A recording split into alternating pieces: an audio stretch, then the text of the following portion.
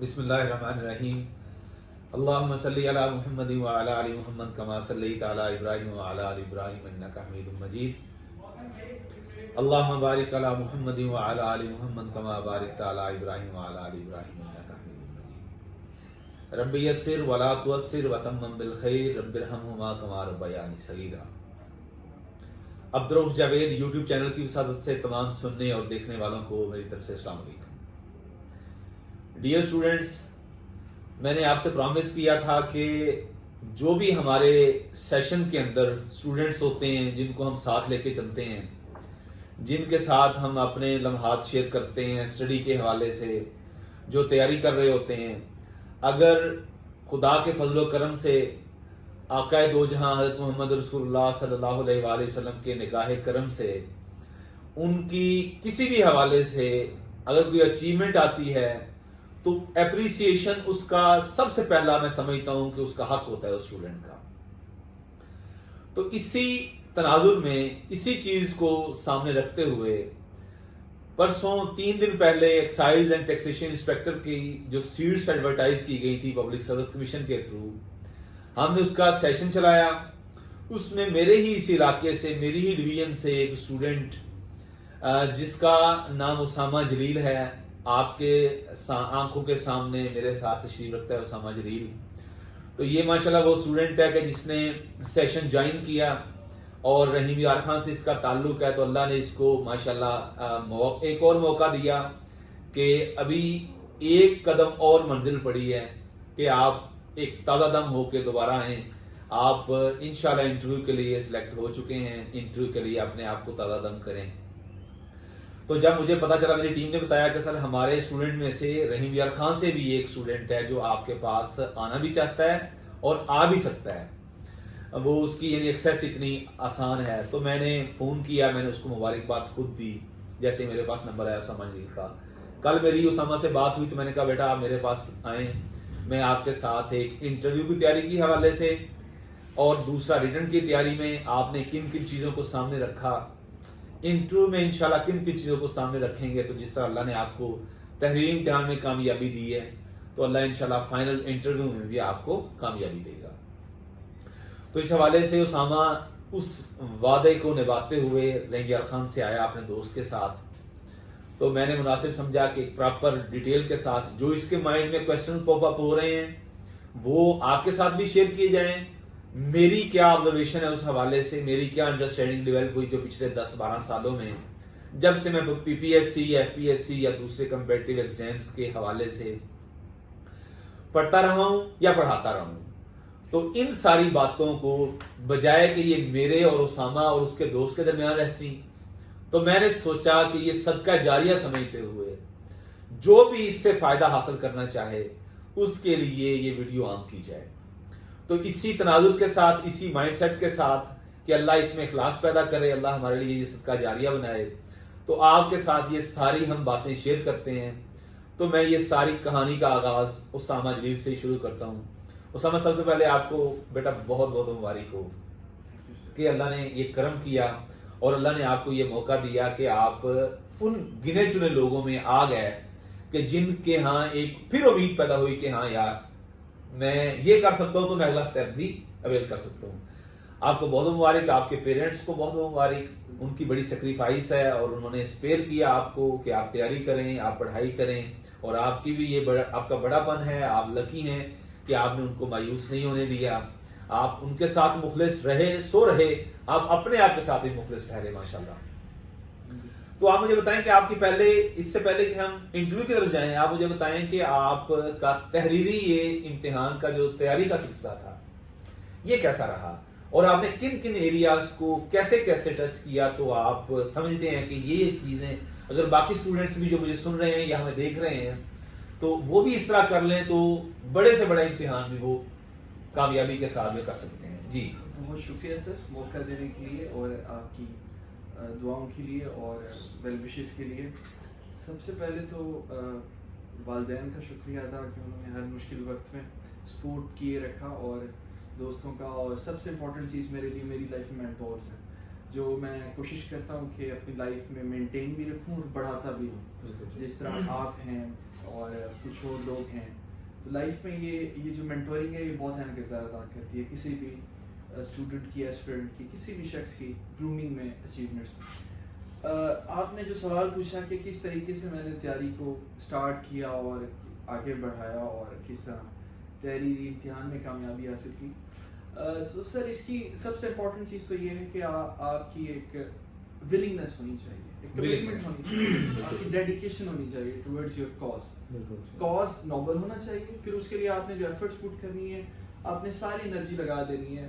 Distractions آتی ہیں بندے کی لائف میں, لیکن آپ نے ہمیشہ اپنے گول کو سامنے رکھنا. دوسری چیز, آپ نے پلاننگ کرنی ہے اپنے گول کے لیے, اس کو اچیو کرنے کے لیے. تو وہ بہت امپورٹنٹ ایک اسٹیپ ہوتا ہے, فیز ہوتا ہے پلاننگ.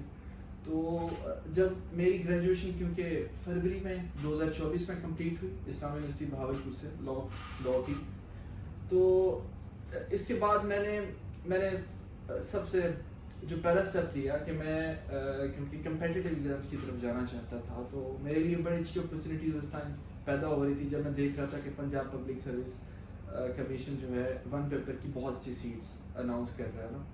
تو پھر میں نے اپنے مینٹور سے رابطہ کیا, اپنے دوستوں سے کنسلٹیشن لی اور کچھ یوٹیوب کی گائیڈنس بھی تھی. تو اس میں نے ایک چیز جو نوٹ کی نا کہ آپ پاس پیپرس کی تیاری کریں, بالکل کریں, گو تھرو کریں, لیکن اپنے آپ کو کبھی بھی آپ نے محدود نہیں کرنا لمیٹڈ ریسورسز یا سورسز کے اوپر.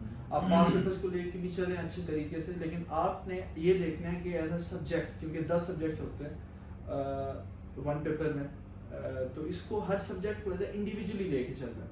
آپ نے اسلامیت ہے تو کوشش کریں کہ اسلامیت میں جو آپ کے ٹاپکس ہیں ان کو آپ نے نوٹ ڈاؤن کرنا ہے, جس طرح آپ کی سیرت کے متعلق, صحابہ کرام کی لائف کے متعلق, وارز کے متعلق. اسی طریقے سے آپ نے اردو کو لے کے چلنا ہے, اردو کی گرامر آپ نے لے کے چلنی ہے, محاورات بڑے ریپیٹ ہوتے ہیں اس کو لے کے چلنا ہے.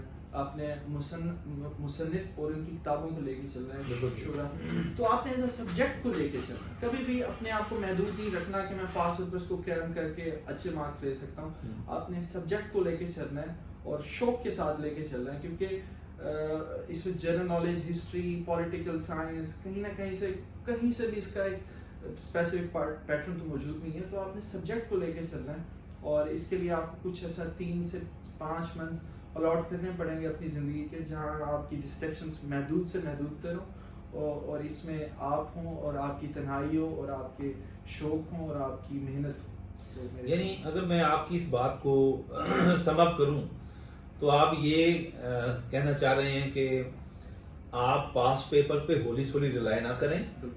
آپ سلیبس کو دیکھتے ہوئے, ہمارے پاس جو پی پی ایس سی کا ون پیپر کا ایم سی کیوز کا جو ہمارے پاس سلیبس ڈیزائن ہوتا ہے, اس میں ہر سبجیکٹ کو, لائک اسلامیات ہے تو اسلامیات کو ایک انڈیپینڈنٹ سبجیکٹ لیں, اردو ہے تو اردو کو ایک انڈیپینڈنٹ سبجیکٹ لیں, جنرل نالج ہے تو اس کو آپ ایک سبجیکٹ کے طور پر لیں, ایسے جیوگرافی ہے تو اسے سبجیکٹ کے طور پر لیں, ایسے ہی آپ کا کمپیوٹر سائنس ہے, بیسک میتھمیٹکس ہے, ایوری ڈے سائنس ہے جس میں بیسک سائنسز ہے, اس کو آپ ایک انڈیپینڈنٹ سبجیکٹ کے طور پر لیں تاکہ اس کی ایک مائنیوٹ اور ان ڈیٹیل اسٹڈی ہو. کسی بھی پرسپیکٹو میں پی پی ایس سی کا پیپر سیٹ اگر آپ سے پوچھے تو آپ اس کو اٹینڈ کر سکیں. دوسرا, کیا آپ یہ بھی مناسب سمجھتے ہیں کہ پاسٹ پیپرز میں ان اعتبار سے, ان ایریاز کو سامنے رکھتے ہوئے جو بھی کوشچن اگر پوچھے جائیں تو پاسٹ پیپرز کو مطلب اس طرح سامنے لے آئے کہ ایک ٹاپک لیا, اس سے ریلیٹڈ پاسٹ پیپر میں بھی کس اپروچ کے ساتھ اس کو ہٹ کیا گیا, اس ٹاپک کو, وہ بندے کو کیا اپروچ نہیں ملتی ہے کہ میں نے ان چیزوں کو کس طرح پڑھنا ہے, کس طرح ٹیک اپ کرنا ہے پاسٹ پیپرز کو سامنے رکھتے ہوئے. جی بالکل, پاسٹ پیپرز پہلے تو آپ نے ان کو اچھے طریقے سے پڑھنا ہے, لیکن آپ نے یہ دیکھنا ہے کہ کوشچن بن کس طرح ہے, اوریجن کس طرح ہے کوشچن کا. صحیح. جس طرح ایک ریسنٹلی کوشچن آیا تھا, ایکسائز انسپیکٹر کی بات کر رہا ہوں میں, اس کے ایگزام میں کہ کوشچن آیا تھا کہ امریکہ نے جو جاپان پہ اٹامک اٹیک کیا تھا, نیوکلیر اٹیک کیا تھا, تو اس جہاز کا کیا نام تھا جس سے وہ گرائے گئے تھے. تو اکثر لوگوں نے یہ یاد کیا ہے اس بم کا کیا نام تھا, اس اٹامک بم کا کیا نام تھا, شہر کون سا تھا, जगह तारीख कौन सी कौन सी थी थी, हाँ। या दिन कौन सा था, जी। लेकिन ये किसी ने नहीं देखा हुआ था कि वो उस जहाज का क्या नाम था जिसने फेंका था, उसका भी एक नाम था। हम्म। तो अब इस तरीके से आपने गूगल करनी है, आपने सर्चिंग करनी है, आपने कहीं से भी देखना है कि इससे मजीद रिलेटेड एमसीक्यूज कौन कौन से बन सकते हैं और कहाँ से बनने के चांसेस हैं, यानी जिस टॉपिक को पकड़ना उसको इन डिटेल देखना है, इन डिटेल माइन्यूटली देखना है। क्योंकि ये चीज आपकी इंटरव्यू में भी मदद करेगी। बिल्कुल। क्योंकि कुछ भी एग्जामिनर या आपका जो पैनल में बैठे होते हैं, कमीशन में बैठे होते हैं, इंटरव्यूअर हैं, वो कुछ भी पूछ सकते हैं। तो आप सही। ये देखें कि आप एक दफा तैयारी करें, अच्छे से करें, ताकि वो आपको फॉर द लाइफ टाइम काम दे जब तक आप एग्जाम अटेंड। सही सही, बिल्कुल। तो आपने इस तैयारी के दौरान किसी कोई ट्यूशन भी ली थी कहीं से? जी बिल्कुल, मेरा इत्तेफाक हुआ जब ये मेरी पहली ट्यूशन थी और आखिरी की ट्यूशन थी। इसके बाद मैंने नहीं सोचा कि मुझे किसी और सर की कंसल्टेशन ऑनलाइन दरकार है, सही, क्योंकि सही। मैं रहीमर खान में रहता हूँ और सर भावलपुर में थे, तो मैं किसी फिजिकल तो ले नहीं सकता था, रहीमर खान में ऐसा अकेडमीज हैं नहीं। सही तो सही। ऑनलाइन जो मैंने देखा कि सर, एक तो पहले मेरी अपनी फील्ड्स हैं, लॉ मतलब रिप्रेजेंट करते हैं लीगल डिपार्टमेंट से पंजाब को। तो इनकी कुछ आदत मुझे बहुत अच्छी लगी कि ये मोटिवेट करते हैं, पॉजिटिव माइंडसेट को एग्जीक्यूट करने के लिए कहते हैं स्टूडेंट्स में, और अल्लाह पे यकीन, और सबसे अहम तरीन चीज़ आपकी अपनी मेहनत, सुभान अल्लाह, क्या बात। वालिदैन की खिदमत करना, ये क्या सर बात। अक्सर बताते रहते थे सेशन में।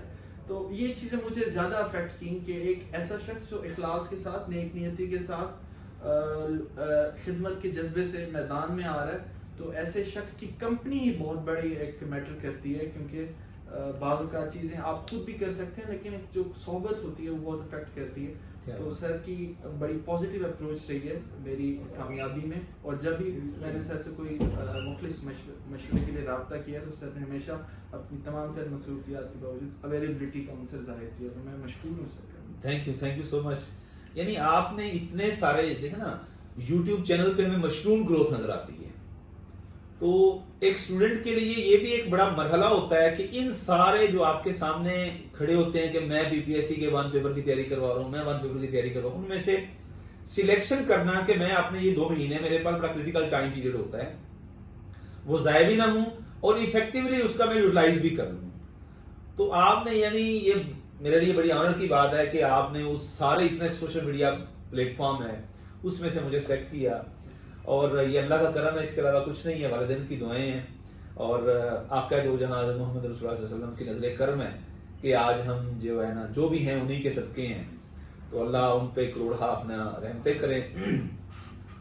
सो ये हमारा था एक उसामा के हवाले से कि उसने ये तैयारी किस तरह शुरू की और हमारा इंटरेक्शन किस तरह हुआ।